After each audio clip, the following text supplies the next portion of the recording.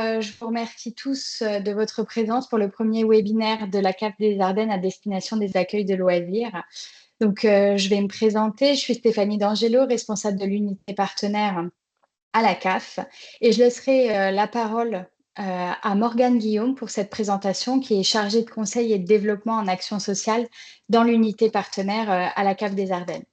Donc, nous avons fait le choix de faire une visioconférence courte sur une thématique précise. Donc, l'objectif est de vous présenter de manière la plus synthétique possible les subventions d'investissement pour les accueils extrascolaires, périscolaires et ados, suite à la parution d'une circulaire qui est arrivée fin avril 2024 et avant que vous preniez contact avec les chargés de conseil et de développement de vos territoires.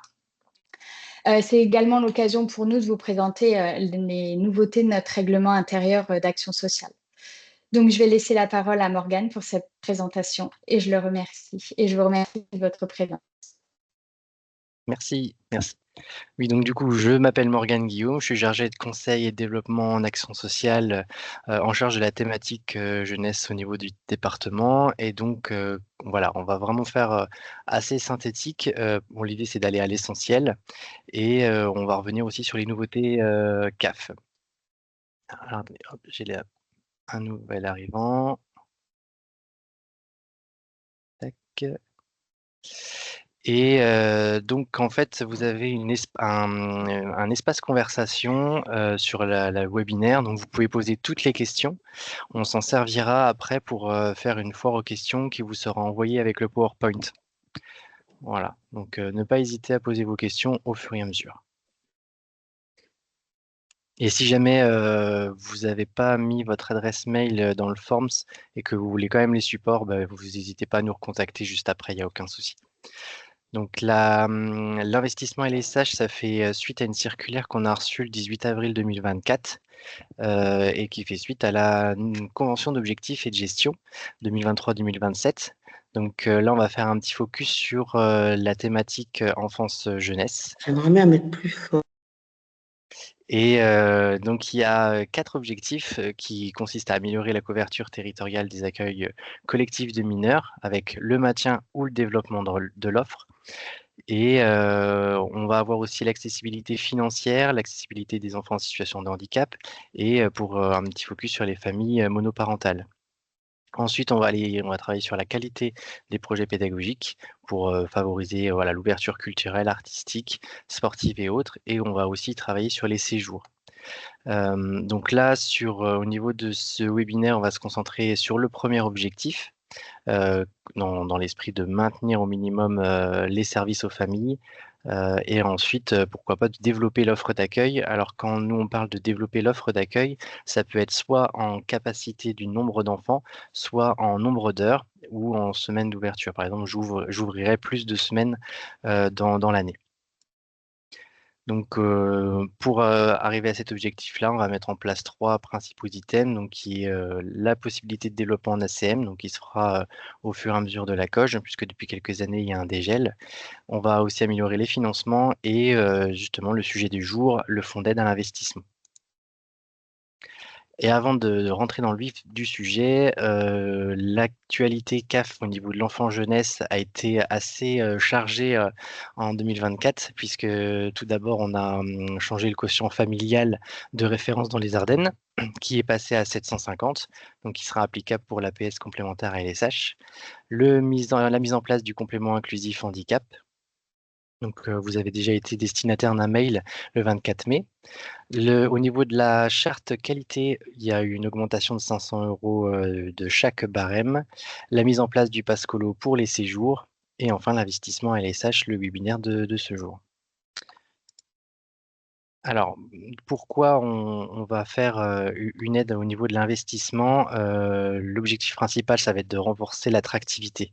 Parce qu'on part du principe que si le cadre de vie des familles dans les accueils de loisirs est agréable, les familles auront plus de facilité à concilier la vie professionnelle et la vie personnelle.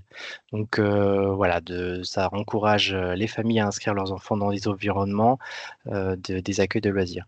Et dans un autre temps aussi, on sait que les postes qu'il y a dans les accueils de périscolaires et extrascolaires sont tendus, sont sous tension, que ce soit au niveau des diplômes ou en recherche de personnel. Donc, le fait de participer aux conditions de travail des personnels, que ce soit au niveau des locaux ou alors de l'ergonomie, ça participe au fait de garder les salariés ou les agents sur le long terme. Et enfin, on va être sur les enjeux écologiques. Donc ça, c'est commun à toute la branche famille. C'est de pérenniser les accueils dans l'avenir avec des constructions de qualité, notamment au niveau de l'isolation. Donc, quels sont les accueils éligibles? Donc, c'est les accueils périscolaires, les accueils extrascolaires, les accueils ados. Et en termes d'éligibilité, ce sont les mêmes que la prestation de service. Donc, si vous avez un accueil qui perçoit déjà une prestation de service, il n'y aura aucun souci, il sera éligible à l'investissement ALSH. On fait juste une petite, alerte sur les écoles puisque, de manière générale, les financements de la CAF ne sont pas éligibles sur le temps scolaire. Mais, il sera quand même possible de déposer un projet, si par exemple vous avez un accueil périscolaire ou extrascolaire qui est dans une école, si c'est un projet de construction et qu'il y a école et les 2, ça sera tout à fait possible. Il faudra simplement, anticiper dans la rédaction du projet avec un calcul de prorata. Donc ça peut être, au mètre carré si c'est une salle qui est entièrement dédiée à l'accueil périscolaire, extrascolaire, ou alors si c'est une salle partagée, il va falloir faire un prorata au niveau du temps d'utilisation. Voilà. Donc je le rappelle, hein, s'il y a des questions au fur et à mesure, ne pas hésiter à utiliser le canal de conversation. Alors, maintenant, on va voir qu'est-ce qui peut rentrer dans l'investissement. Donc, vous allez voir qu'il y a pas mal de choses. C'est tout ce qui fait mention de toute immobilisation devant faire l'objet d'un amortissement dans la comptabilité du gestionnaire. Donc, en fait, vous allez avoir là le coût foncier, les grosses œuvres, l'aménagement intérieur, extérieur, les équipements, les honoraires et frais administratifs, tout ce qui est lié à la mobilité douce, donc ce qu'on entend par le parking vélo, par exemple, la végétalisation, les voiries, l'assurance de construction et tout ce qui est informatisation des systèmes aussi. Voilà, donc on a si vous faites la demande, d'investissement auprès de nous, on a une liste qui est beaucoup plus détaillée que celle-là. Donc, voilà, on pourra voir avec, le chargé de conseil et développement de votre territoire quel, quel, critères, quelle liste des travaux pourront rentrer dans votre projet. Alors, au niveau des investissements, vous allez avoir 3 cas possibles. Le premier cas, c'est le développement de l'offre. Donc c'est ce qu'on disait tout à l'heure, c'est, soit vous faites un projet parce que l'objectif, c'est, d'augmenter la capacité en nombre d'enfants ou alors d'augmenter le nombre d'heures. Donc là, on va être sur du développement de l'offre. L'autre cas, ça va être, la rénovation ou alors transplantation en langage CAF, c'est, déménagement. Donc, rénovation ou transplantation à taille identique. Donc là, on est sur, le même fonctionnement, même nombre d'enfants et même amplitude horaire. Et enfin, le troisième cas, c'est, l'acquisition de matériel, uniquement. Donc là, il y a pas de travaux, pas de rénovation. Pour chaque cas, on va avoir un plafond, et dans tous les cas, on va pouvoir prendre 60 des dépenses subventionnables. Donc là, je vais vous faire apparaître les différents plafonds. Donc quand on est sur un développement de l'offre, on va avoir un plafond à 270 000 €. Quand on est sur un maintien de l'offre à taille identique, à 150 000 € et quand on est juste sur du matériel ou du mobilier, 25 000 €. Alors pour illustrer un petit peu ça, on va juste faire un petit exemple. On va prendre le projet de 2 collectivités différentes, dans le but, de développer l'offre, hein, dans les 2 cas. Où là, on a une collectivité A qui a un projet à 228 500 € de travaux, de rénovation et nous, à notre niveau, on va pouvoir prendre 60 de ce projet-là parce qu'il est en dessous du plafond, donc ce qui donnera 137 100 €. Pour le projet, de la collectivité B, il est supérieur au plafond, donc on prendra 60 de 270 000 €. Voilà. Il y a un autre, un critère important dans l'investissement, dans les travaux là, surtout de rénovation, c'est, ce qu'on parlait de tout à l'heure, la démarche écologique. Donc en fait, si vous avez 30 des dépenses qui concernent une démarche, écologique, on va pouvoir avoir un augmentation du plafond. Donc ces critères-là, ils dépendent de labels, que c'est pareil, nous avons une annexe avec tous les labels qui sont éligibles à cette aide-là. Et les plafonds passent donc pour le développement de l'offre de 270 000 à 350 000 euros et pour le maintien de l'offre de 150 000 à 180 000 euros.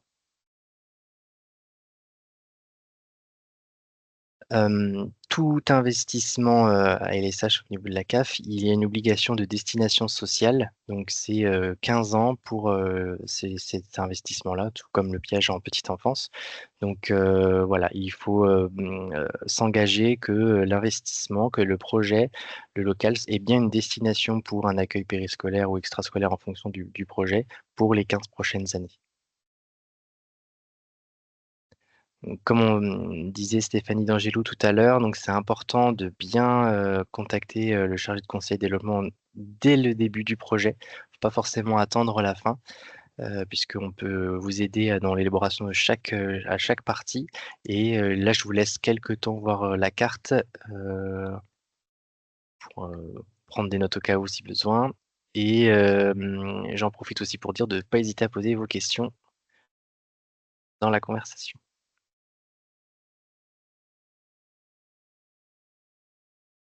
Ensuite, donc au niveau du montage du dossier concrètement, à quoi il faut s'attendre? Donc il y a une déclaration d'intérêt, de conflit d'intérêt entre, le promoteur et les entreprises en charge des travaux, donc tout ce qui est mise en concurrence et cetera. On va aussi avoir, besoin de l'attestation que le gestionnaire est à jour en matière des cotisations sociales, l'attestation de non-condamnation, la clause de promesse porte fort, donc ça, c'est pour la destination sociale de 15 ans. Ensuite, tout ce qui est devis, plan d'architecte, au montage au dossier est très importante. Ensuite, les dossiers classiques avec les pièces justificatives, c'est surtout par rapport aux identités, donc ça va être, récépissé de préfecture, RIB, statut, numéro SIREN et cetera.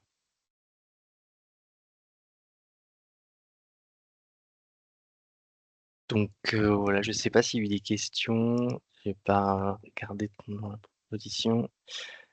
Alors, Est-ce que s'il y a eu une question à laquelle je n'ai pas répondu, du coup, alors le diaporama, oui, vous l'aurez, donc ça, j'ai bien répondu. Par contre, il y ouais. avait une question de Monsieur Allaire sur peu importe le propriétaire des locaux.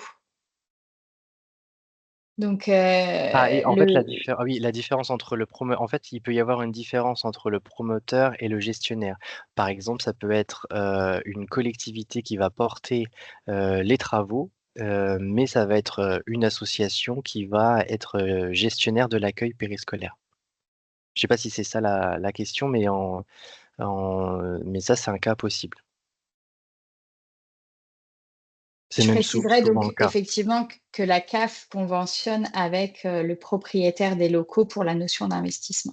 C'est ça et c'est, le propriétaire, du coup des locaux qui est promoteur, qui va s'engager sur les 15 ans, la destination sociale.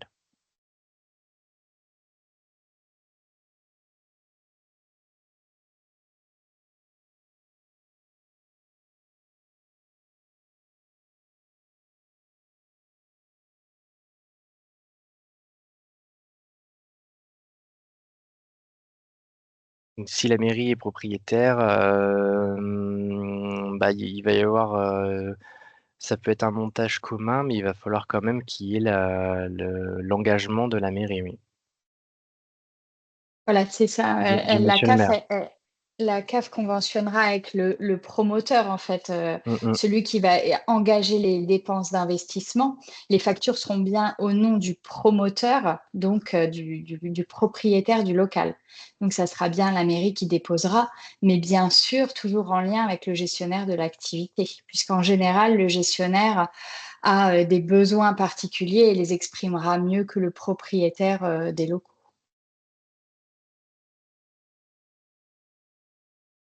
Je vais vous mettre dans le fil de conversation, exactement le texte de la circulaire qui est clair sur le sujet.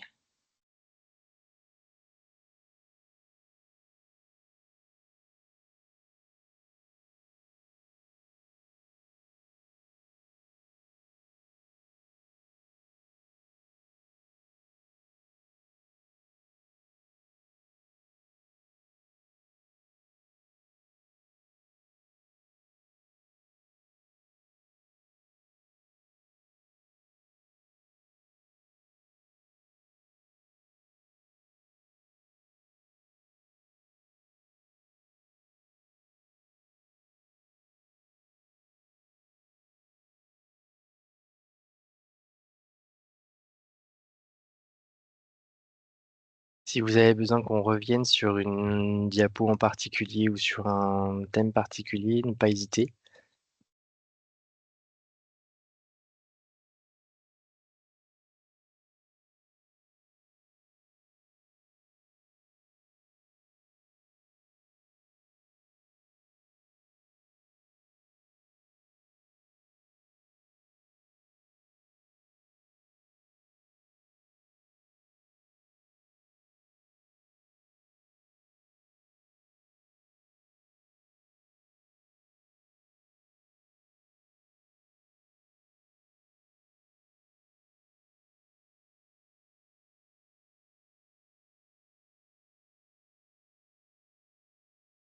Alors, du coup, Monsieur Allaire, je vais répondre à la suite de votre question. Donc, je vais la lire à haute voix. Si la mairie voulait confier la gestion des travaux de rénovation à nous, association, en signant les engagements demandés, elle le pourrait, dans la mesure où nous sommes occupants permanents. Donc effectivement, c'est ce que dit la circulaire, c'est le dernier paragraphe que j'ai mis dans la conversation. C'est dans le cadre d'une délégation de maîtrise d'ouvrage. Donc c'est ce cas-là que vous évoquez. Donc si cette dernière est facturée, l'aide peut être versée aux partenaires s'en acquittant. Voilà les termes de la circulaire. En espérant avoir répondu à votre question.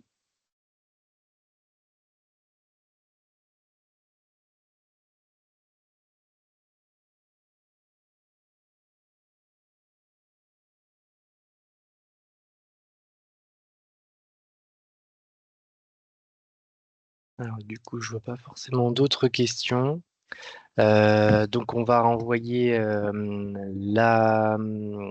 PowerPoint si besoin, avec quelques questions, quelques précisions dans le mail au cas où. Et puis voilà, pas hésiter à revenir vers votre chargé de conseil et développement si un projet devrait à se monter dans les semaines, dans les mois à venir.